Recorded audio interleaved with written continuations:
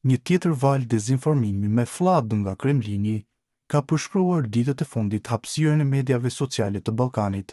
Objekti këtë herë ishte stërvitja e përbashkët e forcave speciale të Shqipërisë, Kosovës, Kroacisë dhe Shteteve të Bashkuara e zhvilluar në territorin shqiptar.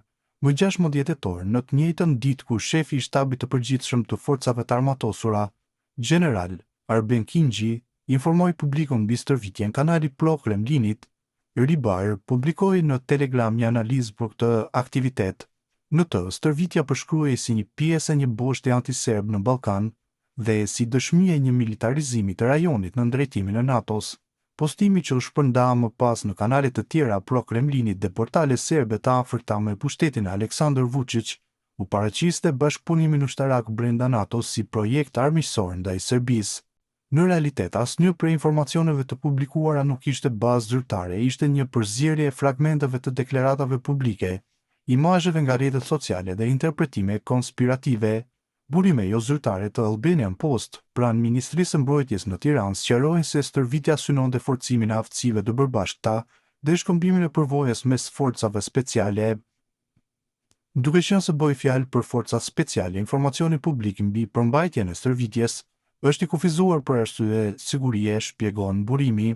Në fakt, stërvitja u zhvillua disa muaj pas marrëveshjes së 18 marsit të nënshkruar në Tiranë nga Shqipëria, Kosova dhe Kroacia, që parashikon forcimin e bashkëpunimit në fushën e mbrojtjes, përfshirë trajnime të përbashkëta, edukim ushtarak dhe koordinim ndaj kërcënimeve hibride. Por për Kremlinin, kjo u paraqit ndryshe si aleancë antiserbe, një narrativ që u përhap me shpejtësi në rrjetet sociale serbe dhe portalet e njohura për amplifikimin e përmbajtjeve ruse. Nga Moska te Beogradi, zinxhiri i dezinformimit, kanali Ribar është një nga platformat më të mëdha të propagandës ushtarake ruse në Telegram me mbi 1.3 milion ndjekës. Sipas një investigimi të The Washington Post, Ribar është pjesë e një rrjeti më të gjerë propagandistik që përfshin edhe kanale War Gonzo dhe Starshi Edi, të cilat operohen nga individë të lidhur me Ministrinë e Mbrojtjes së Rusisë dhe strukturat e Wagnerit. Në studimin e heroin të frontit të informacionit, studiuesja britanike Natasha Groom e përshkruan Ribar si një instrument të sofistikuar të luftës së informacionit që kombinon përmbajtje analitike reale me narrativa ideologjike për të fituar besueshmëri.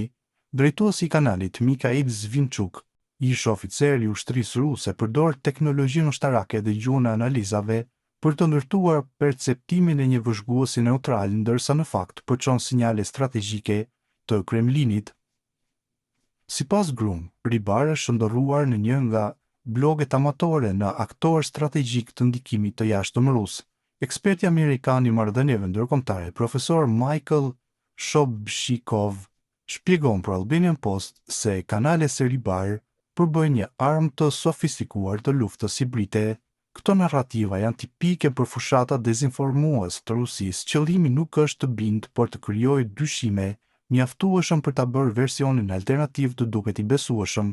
Kjo është një pjesë e asaj që quhet lufta e zonës gri, instrument për të minuar kohezionin e perëndimit, theksoi eksperti.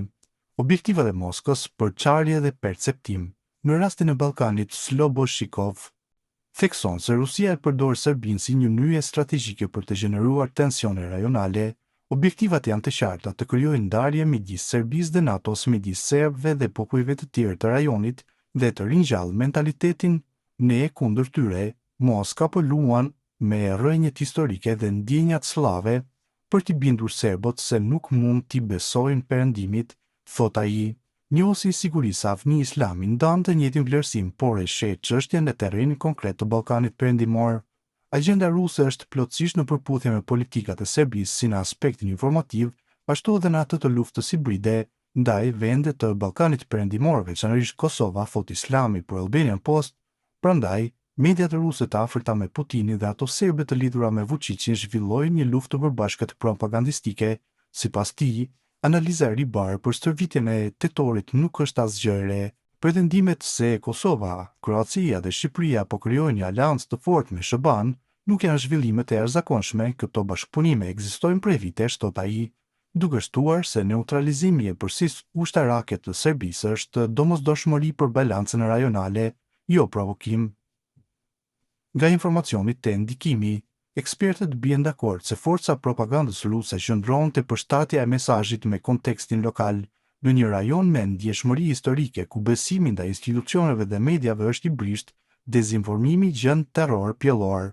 Këto fushat jo vetëm që kanë potencën për të nxitur tension, ato realisht i nxisin.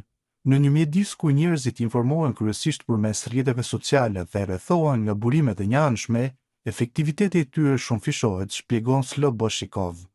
Në vëzhgimin e Albanian Post në Telegram dhe platformat e tjera, serbe tregon se postimi i ri bar është shpërndarë në 10 kanale brenda ditës, shpesh i shoqëruar me imazhe të marra nga faqet zyrtare të ushtrisë shqiptare, por me komente nxitse si shqiptarët po armatosen për luftë kundër Serbisë. Në raportet e EU-VS Disinfo Mars 2024 dhe të DFR Lab 2023, është vënë re gjithashtu një rritje e ndjeshme e përmbajtjes dezinformuese ruse që synojnë Ballkanin, veçanërisht në gjuhën lokale, nga shënjestrimi i Kosovës pas tensioneve në veri, te narrativa për militarizimin shqiptar, boshti antiserb është vetëm një ndër rrëfimet e ndërtuara për të krijuar iluzionin e kërcënimit ndaj Serbisë dhe përmes saj për të dobësuar ndikimin e NATO-s, një betejë për narrativën. Në fund, betejë nuk është për territor, por për perceptim. Në një rajon ku kujtesa historike është ende plagë e hapur, fjalët mund të jenë paqë të rrezikshme sa armat. Lufta e informacionit është tashmë pjesë thelbësore e konfliktit modern. Ajo që ndodh në platforma si Telegram ndikon drejt për drejt në mënyrën se si formohen perceptimet publike. Kaq shumë informacion të shpërndar sa që bëhen konfuz për ata që kërkojnë të vërtetën, prandaj gjithçka ka të bëjë me përballjen e informacionit që qarkullon dhe mungesën e ruajtjes nga dezinformimi. Njerëzit do të dallojnë të vërtetën për sa kohë që qeveritë rajonale dhe mediat arrijnë të bëjnë zërin e tyre të dëgjohet, revizionon Sloboshikov. Në këtë kuptim, sipas avni islamit, mbrojtja ndaj këtyre fushatave nuk është vetëm çështje komunikimi, por edhe bashkëpunimi real në terren.